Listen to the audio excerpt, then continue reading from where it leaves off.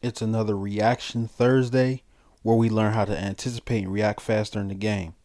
Learn how to react faster in the game, and they'll know we ain't the same. Go gang! Make sure you subscribe to the channel, like and comment to our content. We are here to help you turn from cheese to the macaroni and cheese, man.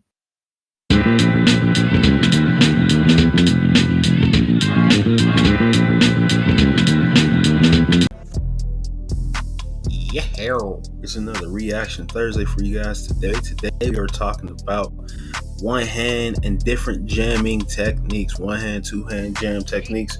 Specifically, those are the two we're going to go over. Big shout out to Josh, the Fire Ninja, man.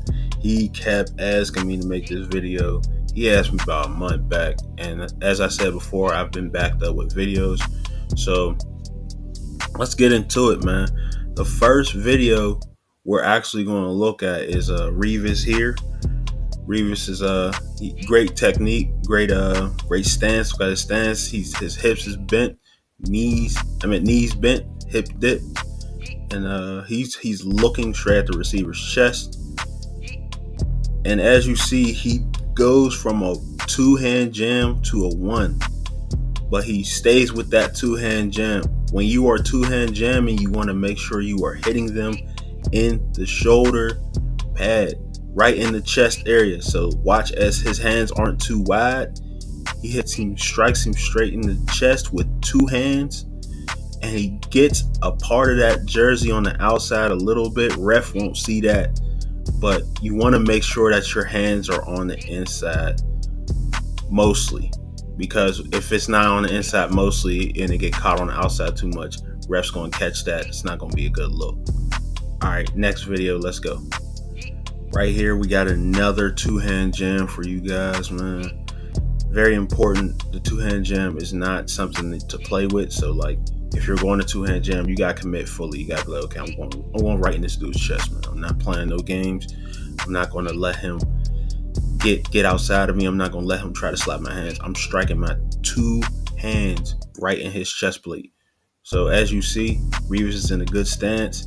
He strikes right at his chest, man. He's not playing no games with him. And he lets go a little bit to let him get into the route, hand on the hip, and he stays with this receiver. That's great technique. That's good work. That is why literally he's probably one of the best corners in the past 20 years. So you got to make sure that you're understanding the best and you're watching the best. Two-hand jam. He literally sees him. He goes all the way outside. He literally pushes him straight to the sideline. Doesn't give him any space to get into his route. Now let's go into the third video where we talk about the one-hand jam. Like I said before, this one-hand jam is vicious, man.